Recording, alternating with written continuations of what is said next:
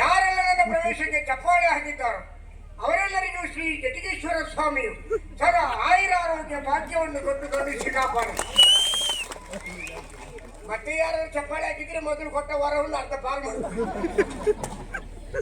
ಪಂಚ ಉಷಾ ಕಾಲದಲ್ಲಿ ಮಂತ್ರದಿಂದ ಮಿಂಚಿನಂತೆ ಇದ್ದಂತ ರಾವಣ ಪಂಚಭೌತಿಕವಾದಂಥ ಈ ಪ್ರಪಂಚದಲ್ಲಿ ಪಂಚೇಂದ್ರಿಯಗಳಿಂದ ಕೂಡಿದಂಥ ದೇಹವನ್ನು ಶುದ್ಧೀಕರಿಸಿ ಸಭಾಸ್ಥಾನವನ್ನು ಪ್ರವೇಶ ಮಾಡುವಾಗ ದೂತರಾಡಿದಂತಹ ಸ್ವಯಂವರದ ವಿಷಯವನ್ನು ಕೇಳಿ ಸಿದ್ಧತೆಯನ್ನು ಮಾಡಿಕೊಂಡು ಹೊರಟಿದ್ದೇನೆ.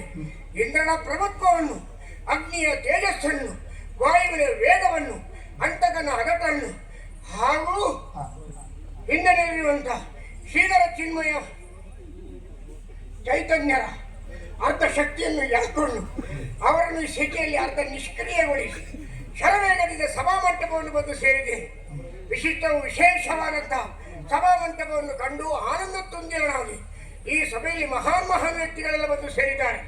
ಈ ಕಡೆಯಿಂದ ಗುರುಗಳಿದ್ದಾರೆ, ಹಿರಿಯರಿದ್ದಾರೆ, ಸಚಿವ ಸಾಮ್ರಾಟರಿದ್ದಾರೆ, ಪಂಡಿತ ಪಾಮರರು ಇದ್ದಾರೆ.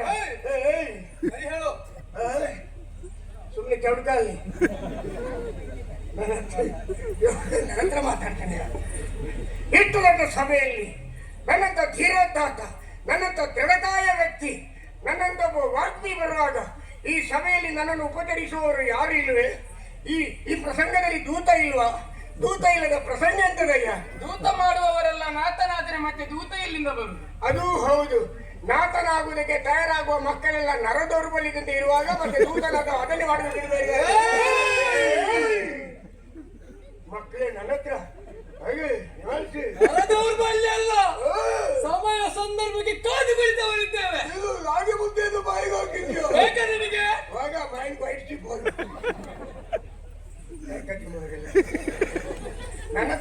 ಬರುದಿಲ್ಲ. ಯಾರು ಇಲ್ವಾ ಅಂತ ಕೇಳಿದ್ದು. ಏನು ನನ್ನ ಹತ್ರ ನೀನು ಹೇಳಿದ್ದೇನು? ದೂತನಾದವ? ದೂತನಾಗುವವರೆಲ್ಲ ನಾಥನಾದ್ರೆ ಮತ್ತೆ ದೂತ ಮಾಡುದು ಯಾರು? ನೀನ್ ನಾತ ಬರ್ತಾ ಇದ್ದೀನಿ, ನನಗೆ ಗೊತ್ತಾಯ್ತು. ಅದಲ್ಲ, ಬಹುಶಃ ನಾನು ಹೇಳುವ ವಿಚಾರವನ್ನು ಯಾರೋ ದೂತನಿಗೆ ಬಂದು ಹೇಳಿರುವುದು. ಅದನ್ನು ನನ್ನ ಮುಂದೆ ನೀನು ಪ್ರಯೋಗ ಮಾಡ್ತಾ ಇದೀಯ.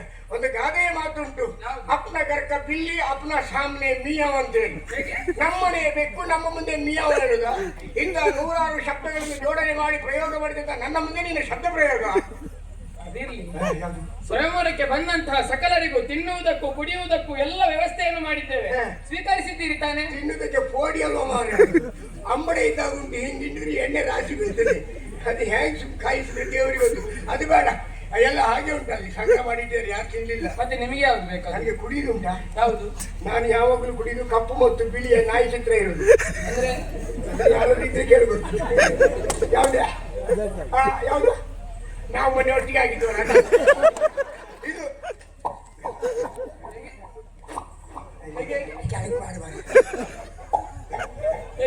ಅದು ನಿಮ್ಮ ಅಪ್ಪ ವಾದ್ಯಕ್ಕಾಗ್ತದೆ. ಹಿರಿಯರಾದ ನಿಮ್ಮ ಅದು ಬೇಕು, ಅದು ಬೇಕು. ಮರ್ಯಾದೆ ಕೊಡು. ಇನ್ನೂ ನಾನು ನಿಲ್ಲಿಸಿ ಮಾತನಾಡಿಸ್ತಾ ಇದ್ದೇನೆ. ಕೂಕೊಂಡೆ ಮಾತಾಡೋದು. ನಿಮ್ಮಂತವರು ಬಂದ ತಕ್ಷಣದಲ್ಲಿ ಕುಳಿತುಕೊಳ್ಳುವುದಕ್ಕಾಗಿ ರಕ್ತ ಖಚಿತವಾದಂತಹ ಕಂಬಳಿಯ ಸಿದ್ಧತೆಯನ್ನು ಮಾಡಿದ್ದೇನೆ. ಅಂದ್ರೆ ನಿಮ್ಮನೆಯ ರತ್ನ ಎಂಬವಳು ಮಾಡಿದ ಕಂಬಳಿಯೇ? ಹಾಗಲ್ಲ, ರತ್ನ ವೈಡೂರ್ಯಗಳನ್ನು ಸೇರಿಕೊಂಡಿರುವಂತಹ ಕಂಬಳಿ. ಯಾರೋ ಮಾಡಿದ ಕಂಬಳಿಯಲ್ಲಿ ನಾನು ಕೂತ್ಕೊಳ್ಳೋಲ್ಲ.